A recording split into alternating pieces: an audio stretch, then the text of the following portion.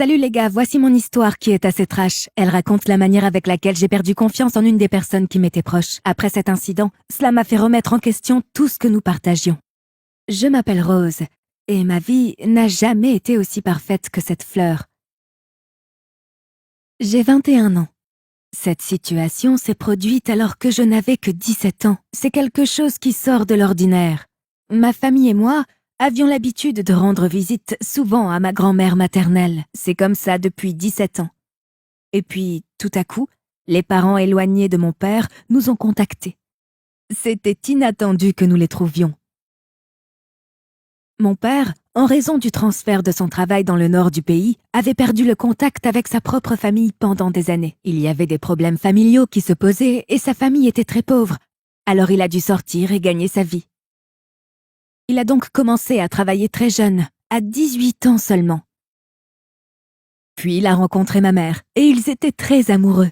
Ils se sont mariés et ils m'ont mis au monde. Nous étions donc une famille parfaite. Mes parents ne m'ont jamais interdit de faire ce que je voulais.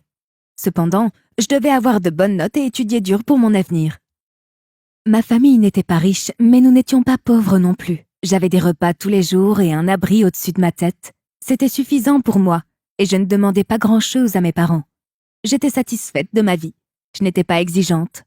Un jour, un collègue de travail de mon père l'a appelé pour lui dire qu'il avait trouvé les membres de ma famille paternelle et leur numéro de téléphone. Pour autant que je sache, un des amis de mon père avait une famille dans le sud du pays où ma famille paternelle résidait. Je rendais souvent visite aux membres de ma famille maternelle, mais je ne connaissais personne du côté de mon père. Il n'a jamais parlé des membres de sa famille pendant ses 17 ans. Et soudain, ils sont apparus dans nos vies. J'ai découvert que mon père avait 2 frères et une sœur. Cela signifiait donc que j'avais 5 cousins et 3 cousines avec 3 autres enfants. C'était comme si une toute nouvelle famille était apparue dans ma vie. J'étais excitée et j'avais même hâte de rencontrer mes cousins. Mais j'étais loin de me douter de ce qui m'attendait. Je suis devenue très proche d'un de mes cousins après notre première rencontre. Nous avons fini par devenir de très bons amis. Nous nous parlions au téléphone pendant des heures, jusqu'à minuit, et nous nous racontions les histoires les plus sombres de notre vie. Nous étions très bavards et nous nous entendions très bien. Je n'avais que 17 ans à l'époque et j'ai pensé, pour la première fois de ma vie, que j'avais un meilleur ami à qui je pouvais me confier. J'étais si extatique au début et j'échangeais toujours quelques mots avec lui. Chaque fois que je me sentais déprimée ou triste, il m'appelait et me réconfortait. C'était tellement réconfortant et toutes les conversations que nous avions étaient assez banales. Mais au fil du temps, il est devenu si proche de moi qu'il a commencé à me prendre dans ses bras et à me tenir la main chaque fois que nous nous rencontrions en vacances. Cela me semblait normal car dans la famille de mon cousin, tout le monde s'était rendu compte que nous nous entendions bien. Il avait 2 ans de plus que moi et vivait de petits travaux mécaniques. J'ai appris qu'il avait abandonné l'école très jeune parce qu'il n'aimait pas beaucoup étudier, et cela ne me dérangeait pas au début. Cependant, quand je lui ai demandé d'écrire des mots de base en anglais, il s'est avéré assez stupide et je me suis dit « mais qu'est-ce que c'est que ça ? Même s'il a abandonné l'école très jeune, il devrait au moins savoir écrire les initiales de son nom, non ?» Eh bien, il était tellement illettré qu'il ne pouvait rien écrire d'autre que son propre nom. Chaque fois que la mère de mon cousin essayait de lui faire des suggestions sur la façon dont il devrait s'instruire, il refusait toujours d'écouter et se comportait comme un con. Quand je me suis rapprochée de lui, il m'a dit qu'il louait une voiture et qu'il l'utilisait souvent, parce qu'il aimait les balades en voiture et qu'il partait souvent en voyage avec ses amis. J'aimais ce côté de lui, et je me suis dit que c'était excitant et aventureux quand il me racontait ses histoires effrayantes. Puis un jour, il m'a proposé de me conduire dans sa voiture de location, et sans trop y penser, j'ai accepté de faire un tour. C'était la première fois que je faisais un tour avec quelqu'un comme ça. Je me suis donc sentie très excitée et je suis partie avec lui. Cependant, alors que nous étions en train de profiter de la route, il a arrêté la voiture devant une maison étrange. Je lui ai demandé pourquoi il s'était arrêté au milieu de la route et il m'a avoué que c'était la maison de son ex-petite amie et qu'il voulait lui montrer qui il était vraiment. Je n'ai pas compris ce qu'il voulait dire, alors j'ai juste fait un signe de tête à ce qu'il disait. Une fille est apparue à l'extérieur de la maison, j'ai été surprise de la voir. J'étais confuse à propos de ce que mon cousin essayait de faire, et puis il m'a attrapé les mains et je lui ai demandé de me lâcher. Cela devenait très gênant. Il m'a dit de rester calme et de faire ce qu'il disait. Alors je me suis assise en silence. Il me tenait les mains si serrées que son ex pensait que c'était sa nouvelle petite amie, et c'était si dévastateur pour moi de savoir tout cela. Plus tard, cette fille s'est énervée face à cette attitude agaçante et a commencé à appeler son frère. Mon cousin est parti sans même se retourner. Lorsque nous sommes arrivés à la maison, je l'ai affronté. Il m'a dit de ne pas trop m'inquiéter. Il le faisait juste pour faire comprendre à son ex-petite amie qu'il était toujours digne et que même si elle n'était pas prête à l'aimer, il y avait des filles dans le monde qui l'aimaient. J'ai dit que ce qu'il faisait était mal et qu'il ne devait blesser personne comme ça, parce que finalement, il l'avait aimée cette fille. Puis il a dit que tout cela était fini maintenant. Il a également mentionné qu'il ne l'aimait plus comme avant, depuis qu'elle l'avait largué parce que son frère était contre leur relation. J'ai compris ses raisons et finalement je me suis dit que ça n'était pas mes affaires. Mais avec le temps, j'ai remarqué quelque chose d'étrange dans son comportement. Il était proche de moi, comme je l'ai dit plus tôt.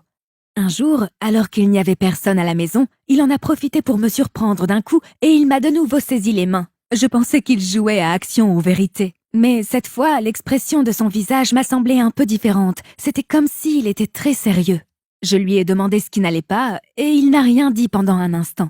Il a répondu avec hésitation qu'il m'aimait depuis très longtemps et qu'il ne savait pas comment me le dire.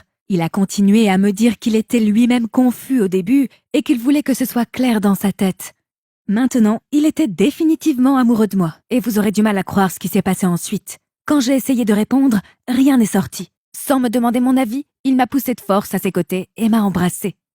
Je lui ai demandé d'arrêter de faire ça, mais, encore une fois, j'étais tellement confuse moi-même en pensant à ce qui se passait. Je n'arrivais pas à gérer cela. Alors j'étais coincée dans la chambre à coucher avec lui quand il m'a fait toutes ces choses. Plus tard dans la nuit, alors que je dînais avec les sœurs de mon cousin, je me suis sentie très mal à l'aise avec ce qui venait de se passer. Et je n'ai pas pu dormir cette nuit-là, ni même la suivante. Chaque fois que j'allais quelque part où il se trouvait, j'avais mal à l'estomac et je ne savais pas ce qui pouvait me faire aussi mal. J'étais naïve et je lui permettais de faire tout ce qu'il me demandait. Il disait que si je parlais, personne dans la famille ne me croirait. Sauf lui. Comme je venais de découvrir leur nouvelle famille, il ne me voyait pas du tout comme sa cousine. Au lieu de cela, il m'a demandé de devenir son amante secrète. J'ai refusé plusieurs fois en lui disant que nous étions de la même famille et que c'était mal. Mais il a ignoré tout ce que j'ai dit. J'ai essayé de protester par tous les moyens possibles pour lui faire comprendre que ce qu'il faisait était mal, mais toutes mes tentatives ont été vaines. Lorsque mes vacances ont pris fin et que j'ai dû rentrer dans mon pays, il m'a serré très fort dans ses bras et a versé des larmes de crocodile. Il m'a dit que je lui manquerais et m'a demandé un baiser. J'ai complètement refusé, et bien qu'il soit resté seul dans sa chambre et qu'il ait essayé de m'y obliger, j'ai crié fort en appelant mes jeunes cousins. Dieu merci, ils sont venus à mon secours.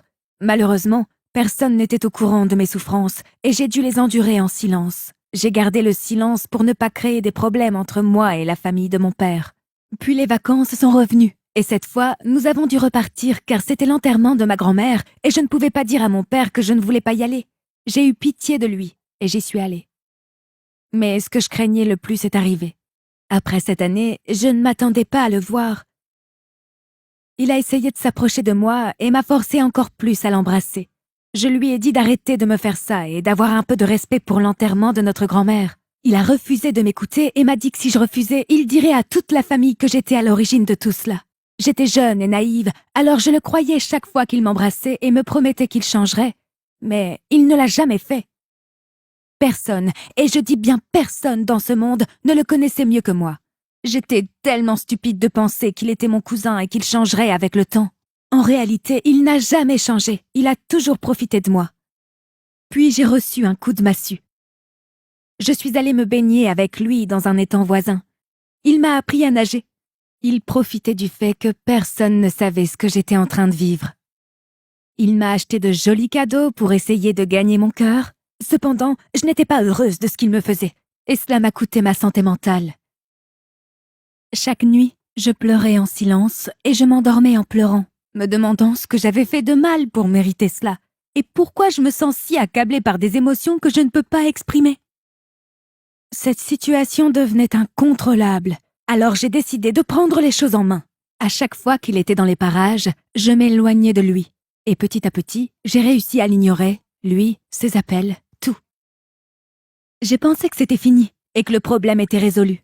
Mais après des mois sans se parler, il m'a appelé d'un numéro anonyme et m'a demandé si j'allais bien. Je lui ai répondu que ce n'était pas ses affaires de toute façon. Et il m'a répondu que je ne pourrais pas mener une vie réussie Parce que j'étais un gosse inutile, après tout. Je ne savais pas à ce moment-là ce qui m'avait prise. Je l'ai traité de sale canaille pour avoir ruiné ma vie. Et je lui ai dit de ne plus jamais me contacter, sinon la police serait impliquée. Et que j'avais même enregistré tout ce qu'il disait. Je lui ai dit de ne plus jamais me parler de toute sa vie. Il a juste raccroché sans dire un mot. Depuis ce jour, il ne m'a plus jamais contacté. Je me suis sentie comme libérée et mes parents ont également cessé de leur rendre visite par la suite parce qu'ils avaient leurs propres disputes familiales concernant les biens et l'argent. Alors, les gars, je vais vous dire à tous de ne jamais, jamais laisser quelqu'un vous contrôler et vous manipuler au point de rester sans voix. Même s'il vous menace, soyez courageux et défendez-vous, car personne ne mérite d'être traité comme j'ai été traité par mon agresseur. Et s'ils disent que le problème c'est vous, ce n'est pas le cas. Ce que vous devez faire, c'est couper les ponts, tous les contacts avec les personnes toxiques dans votre vie. Et alors votre vie changera pour le mieux, je vous le promets. Merci les gars d'avoir écouté mon histoire. Laissez vos commentaires dans la section ci-dessous. J'adorerais les lire.